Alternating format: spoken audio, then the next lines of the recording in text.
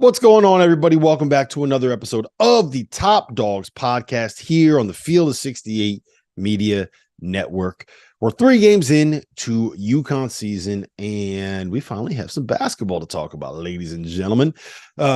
It's about what we expected it would be this year, right? UConn through 3 games is averaging 96 points. They are winning by an average of 39 points through 3 games. They have 5 guys that are averaging between 15 points and 17 points. They have 3 guys that are averaging at least 3.5 assists this season. And honestly, I'm not sure how much there is to take out of what we've seen out of 120 minutes of college basketball played by the UConn Huskies so far this year. It's good to smack around a whole bunch of mid-majors. It doesn't exactly tell us how good UConn is going to be this year because they beat Mississippi Valley State by 34 points. The wins so far are a little bit more impressive than they were last year when UConn won the national title. And I would make the argument that they are not quite as impressive as the wins that UConn had in the 21-22 season when they lost in the first round of the NCAA tournament to New Mexico State. So covering versus not covering, like that matters for a lot of people, a lot more than you probably expect, but it doesn't really impact what we can project from this group and what we should expect from them as a basketball team. So what's far more interesting to me is to talk about what is actually happening on the court, right? What we are seeing, what's new, what's different, what's expected, what is unexpected, rotations, sets, schemes, all that different kind of stuff. So we will get to all that, I promise. But before we do, I just want to say, don't ask me. I don't know more than you do about Steph Castle's knee injury, right? What I'm hearing is that it's not all that serious, that UConn is going to be cautious, that they're not going to rush him back if they don't have to. It's a similar situation as clingan. Not that it's going to be an injury that takes that long to recover from, but it's something where they're not going to force him to step back on a court until they are 100% sure that he is 100% healthy. Both of these injuries were, in the grand scheme of things, relatively minor, but knees and feet and lottery picks are not something that you want to mess with point blank, period. And especially when all you're talking about is non-conference games, right? Like win, lose, or draw against Indiana, Texas, and Louisville. Well, maybe not Louisville. Win, lose, or draw against Indiana or Texas, and UConn is still very much set up to be able to get a solid seed in the NCAA tournament. They won a title as a 3 seed. They won a title as a 7 seed. They won a title as a 4 seed, right? Like you can make runs in March when you're not a number 1 seed or a number 2 seed. You can make runs in March when you lose a couple games that you probably shouldn't lose. And playing Indiana, playing Texas, playing Louisville, that's not going to impact Big East tournament seeding. That's not going to impact Big East regular season standings. If playing it safe means that you got to take an L in Madison Square Garden on Sunday night or Monday night, then I think that you play it safe. You let the season play out, and you hope that guys like Solo Ball can step up and do a job in Steph Castle's absence. So it is what it is, man. Be safe. Make sure he's healthy. Don't ruin any long-term careers, and find a way to win if he's not there. Both these games are very winnable, and against programs that I think UConn probably still has more talent than, whether or not Steph Castle's on the floor. So we're going to have a preview of those games here in just a little bit, a preview of the Empire Classic. But first, let's talk through some UConn reactions, and that will come after I make the request that is coming. Please rate, please review, please subscribe to this podcast. If you enjoy the content that I'm providing for absolutely free, by the way, the best way to help support it, the best way to say thank you is to simply just interact, engage, like, rate, review, subscribe, do all those things that is going to make me happy as a podcaster. And that's really all I can ask. So from there, let's just talk about initial reactions to UConn this season and the 3 games and the 3 blowout wins that we've seen against mid-major competition. And I think the first is obvious, right? Like, it looks like Caravan's taking a step forward offensively and he's being more aggressive. And it looks like Tristan Newton is taking a step forward offensively and he's going to be a little bit more aggressive. And I do think that's important because if UConn is going to be, I was talking to Randolph Childress about this the other day, if UConn's going to be in a position where they can go win a national title, they need Tristan Newton to not be a 10, 4.5 guy. They need him to be a 16, 5, and 5 guy that shoots 38% from three. And right now he's averaging almost exactly that. They need Alex Karaban to be a go-to guy offensively and not just a role player and a piece for the roster. And I think that through 3 games, he's been exactly that. So, again, mid-major competition, only so much that you can take out of it.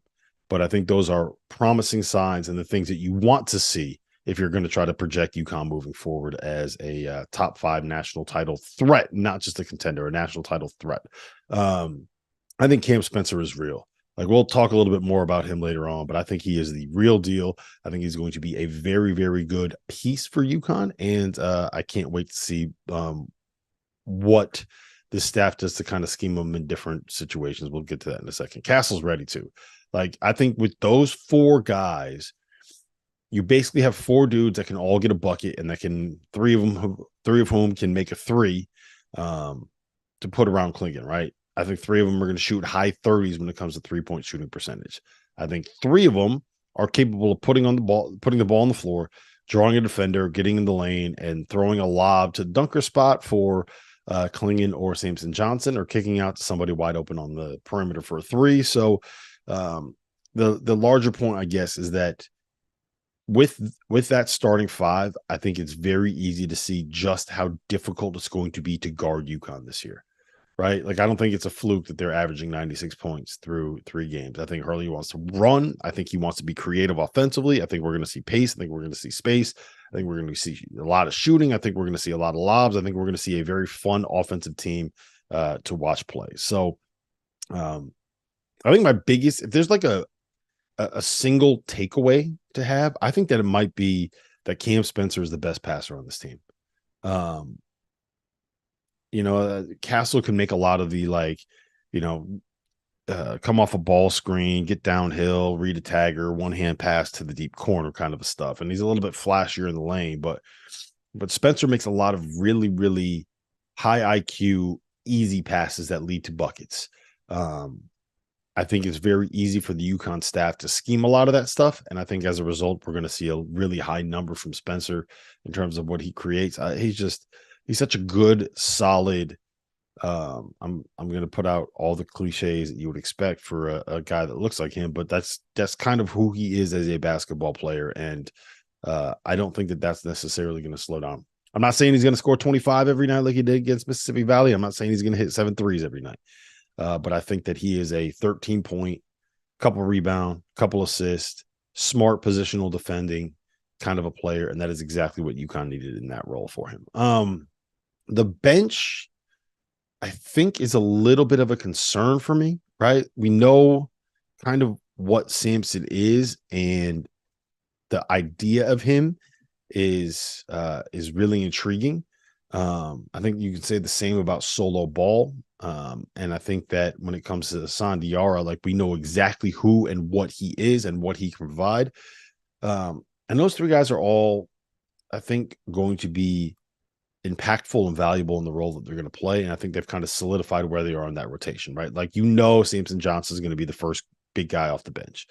That Solo Ball is going to be the first guy off the bench for Tristan Newton, Cam Spencer, any of the guys on that perimeter attack, right? For Steph Castle, any of the guys in the perimeter, Solo Ball is the first guy to come in. And if it's not Solo Ball, then it's going to be Hassan Diarra. Like, we kind of know what the top 8 of this UConn team is. I don't think any of those 3 have been at their best yet, and that's probably something that should be expected 3 games into the season. But I do want to see a little bit more from them. I think you need to get one of Jaden Ross or Jalen Stewart to be like an active, impactful player in the 9th man role, because you don't have someone right now that is well suited to replacing Karaban and sparing him for a couple minutes, and has actually proven that he can do it on the floor so far this year. Ross has seen more time through 3 games. He was the first guy off the bench. But Stewart, to me, is clearly the more talented of the duo, to the point that I'm starting to wonder, like, how much of Hurley's offseason push and offseason narrative and offseason discussion about how good Jaden Ross has looked in practice, how much of that was simply a motivational tactic to try to get Jalen Stewart to say, fuck coach, fuck these guys, fuck those guys. I'm going to go out there and I'm going to show them that they're wrong, right? I wonder after seeing the start of the season, because maybe it was just a bad couple games, but I've seen 3 games and a practice for UConn, and Jaden Ross hasn't looked like more than just a guy in any of the 4 times that I've seen him play. So hopefully Jalen Stewart will end up being that dude and taking that step forward. I thought his the first actions that he was involved in against Northern Arizona pretty much summed up what he is going to be this season. That's Jalen Stewart. First time he stepped on the floor, he got embarrassed trying to box somebody out and gave him an offensive rebound, kind of thrown out of the way. And then after that possession, there's transition to the other end of the floor, and he immediately follows up that missed box out with a really, really impressive layup and finish in transition. It kind of sums up where he is right now. The natural ability, the talent is there, but he's got to find a way to be able to tap into that talent and that physicality and that athleticism and that ability, and find a way to be able to bring it consistently on a day-to-day basis. Now, I know UConn fans don't want to keep hearing me bang this drum, but I'm still kind of like a little bit worried about the defensive side of the ball. As you guys know by now, we've partnered with BetMGM Sportsbook for this college basketball season. We're going to be using BetMGM lines to make all of our picks and predictions throughout the college basketball season. And we are going to have special offers for you, the listeners and the viewers on the Field of 68 each and every week during the season. If you haven't signed up with BetMGM yet, use the bonus code FIELD1500 and you will get up to a $1,500 first bet offer on your first wager on BetMGM Sportsbook. Here's what you got to do. Download the BetMGM app. Sign up using the bonus code FIELD1500. Deposit at least $10 and place your first wager on any game. You will receive up to $1,500 in bonus bets if that bet loses. Just make sure you use the bonus code FIELD1500 when you sign up. And remember, BetMGM is now available under one wallet in select states. As a New Jersey resident, this is super convenient for me when I have to go cover games in New York or Philly. When crossing state borders, just log into your existing account instead of having to create new accounts in each state that you go to. And most importantly, I got to let you know, we do have some fun stuff coming up for this college basketball season. Bet insurance tokens, college hoops odds boosts, my personal favorite, parlay odds boosts. So download the BetMGM app today. I thought that Tristan Newton, Solo Ball, Cam Spencer, and even Alex Caravan to a point were beat on straight line drives to the bucket a couple times more than I would have liked to see. I think Stonehill specifically did some really interesting things to be able to pull Clingan away from the basket and make him defend in space. Stonehill just didn't have the talent to be able to really capitalize on it the way that somebody else would, like a Marquette, like a Villanova. I think even to a point like a Providence. Now, the good news is that like most of the best teams in college basketball have a bruiser at the 5, so it's not something that is going to be consistently worrisome throughout the season, or consistently worrisome once you get to March, but throughout the season, I am just kind of worried because some of the best teams that don't have traditional 5 men happen to reside in the same conference that UConn does. Now, in a pinch, I think that Samson Johnson can be a guy that can be effective in defensive minutes at the 5, but taking Clingan out is a significant game changer, because I think that part of why UConn is going to continue to play the same aggressive defensive style, the same kind of pressuring in the half court style, is because they know that they have one of the best erasers in and around the basket. Like, you ain't finishing anything around the bucket if Clingan's in there, right? And I think part of the reason why the straight line drives were so loud is that he's still kind of playing his way back into shape, right? He played 15 minutes in the opener. He played 16 minutes in the second game. And then he played 23 minutes against Mississippi Valley State. And he was like still in there sprinting the floor with 2 minutes left. I think they're really trying to get him back to the point where he's able to play 25 to 30 minutes in a close game against elite level competition. So he's clearly not back to where he needs to be yet.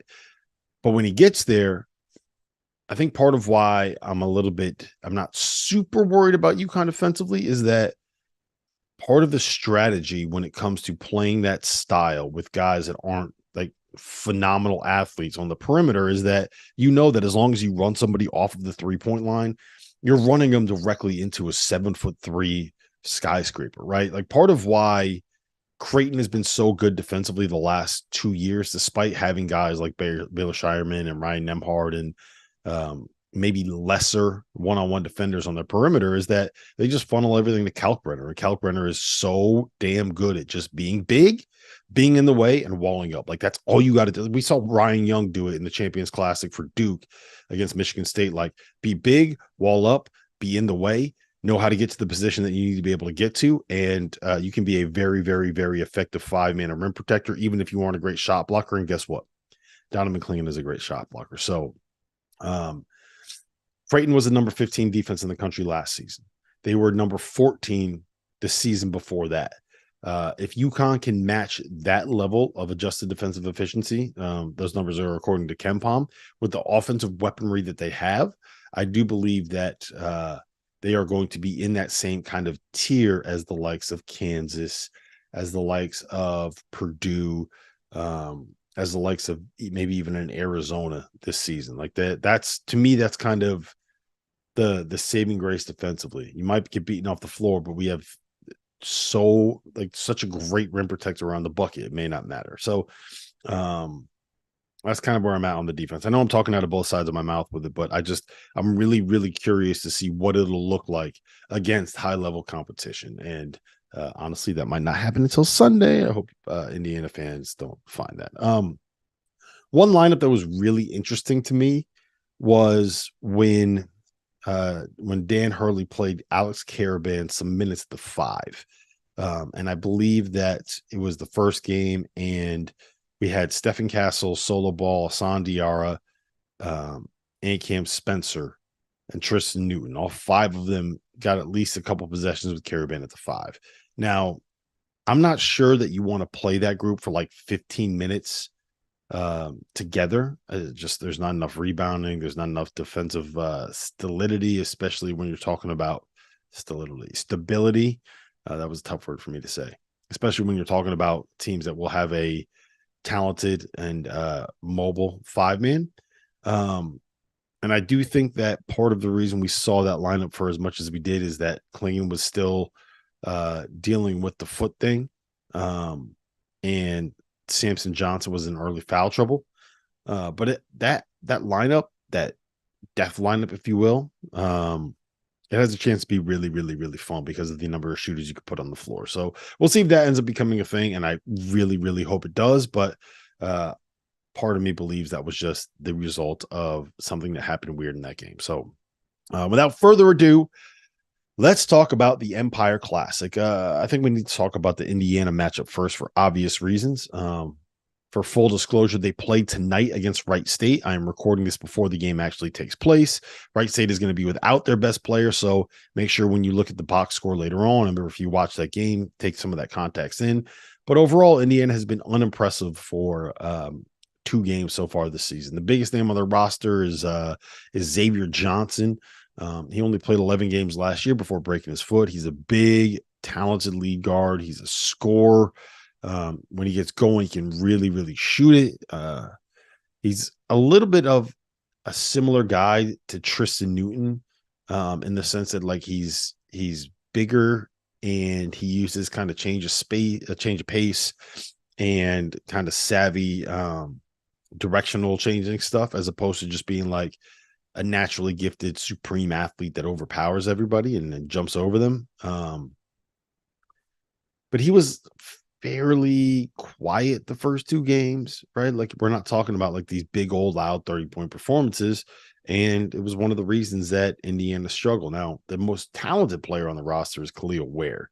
I mean, he is just incredible. He's a freak. He's 7'3". He's got 3-point range. He's an excellent passer. He can bring the ball up. He's just a wildly, wildly skilled dude who has like top 5 in the draft ability. It's going to be a real test for Donovan Clingan in my mind if he decides to play. And if he plays the way that he's capable of playing, because this is a guy that in theory is going to be able to step out in the perimeter and knock down a jumper. I think Trey Galloway is a good piece, and he's similar to Spencer in that, he's a good shooter, he's a good passer, he's a good enough defender, he plays hard. He's going to make the right decision. He's going to pass the ball when it needs to be passed. He's going to help when it needs to be helped. Spencer's a little bit better. You kind of get the idea of what Trey Galloway is. I think now at the 4, Indiana plays a guy named Malik Renault, who is a post player, who is physical, who is tough, who put on like 15 pounds of muscle this offseason. That's going to be a matchup that I think that Indiana will try to attack. I think they're really going to go at the 4 spot. I think that Alex Karaban's going to have to step up and prove himself a little bit in this game. And, we've seen him do it already. The one thing about Renault, he's a lefty. It doesn't really have great range, but it can make it to about the 15-foot mark. That's relevant because, to me, the biggest thing about this Indiana team comes down to what you do with Mackenzie Mbako. Now, Mbako is a lottery-level talent, a top 5 prospect, originally committed to Duke, that ended up leaving the program and committing to Indiana over Kansas. And part of the reason he committed to Indiana over Kansas is that Indiana promised him that he would be able to play the 3. He's not a 3. He's 6'9". He's a really good shooter, but he's more of a 4-5 than he is a 3-4 in my mind. And he's trying on the defensive end. He's just not there. He just doesn't know where he's supposed to be. He doesn't know rotations. He doesn't know angles to take when he's closing out on people. He doesn't know how to play hard on that end of the floor yet. And what Indiana is trying to do is to switch 1 through 4 around where, and they're just not very good at it yet. Like they mess up switches.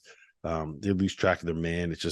They're not a good defensive team, at least not where they need to be yet. And I think the way that UConn moves offensively is going to give them nightmares. I think they're going to be given fits. I think that they are going to really, really struggle to keep UConn from getting open threes and getting capable driving lanes. So I like this matchup for UConn. I think that this is a situation where they can win by 12 to 15 points if they're making their open threes. And you just got to hope that this is not the game where they figure it out offensively. You got to hope that Mbako coming back close to home, he's not going to show up and show out. You got to hope that the bright lights in Madison Square Garden doesn't turn Xavier Johnson into Jason Kidd and Khalil Ware into Kristaps Porzingis. But we'll see. We'll see how it works. I still think that UConn should probably win this game by like 12 to 15 points. One thing to keep an eye on, freshman point guard Gabe Cupps. Gabe sparked a run in the second half against the Florida Gulf Coast that ended up ultimately winning Indiana that game. He didn't really play all that well in the second game, but he is the one guy that I think you can bring in, and it would allow you to be able to play something of a more natural lineup by moving Xavier Johnson into a role as a combo guard as opposed to just the primary lead guard. But Cupps didn't play well in the second game. We'll see how he plays against Wright State. He's not quite big enough. He's like 5'11" and 155 pounds soaking wet. So you can kind of bully him a little bit when you know what's coming. So we'll see what ends up happening there. And as far as Indiana's bench is concerned, like they have a couple of decent players, but they lost Peyton Sparks to a knee injury, and they're just not as good, as talented, or as deep as you would expect an Indiana Hoosiers basketball team to be. So I think UConn should be able to get that done, where they'll play the winner of Louisville and Texas. Now, Louisville, we know what Louisville is. They're just not very good this year. And if UConn has to somehow match up with them, that's not a 20-point win, then I'd be very concerned. As far as Texas is concerned, I'll be honest, I haven't had a chance to watch them yet. This is going to be their first like real meaningful game. But they got Max Asmus from Oral Roberts. They added Caden Shedrick from Virginia. They are a good, talented, athletic team. They got Dylan Mitchell back. They got Ethiel Horton from Central Florida. So Dylan Disu is still questionable to play. So we'll see what ends up happening there with Texas. I haven't had a chance to watch them, so you're going to be seeing them for the same time, the first time, as I will be seeing them. So until then, let's go Huskies. Let's find a way to get 2 wins here against hopefully Indiana and Texas. And I'll check in with you guys again next week once we have actual real live high major basketball games to talk about. So until then, please rate, review, subscribe, like, share, do all of those things that would make me happy as a podcaster. And we will see you guys again next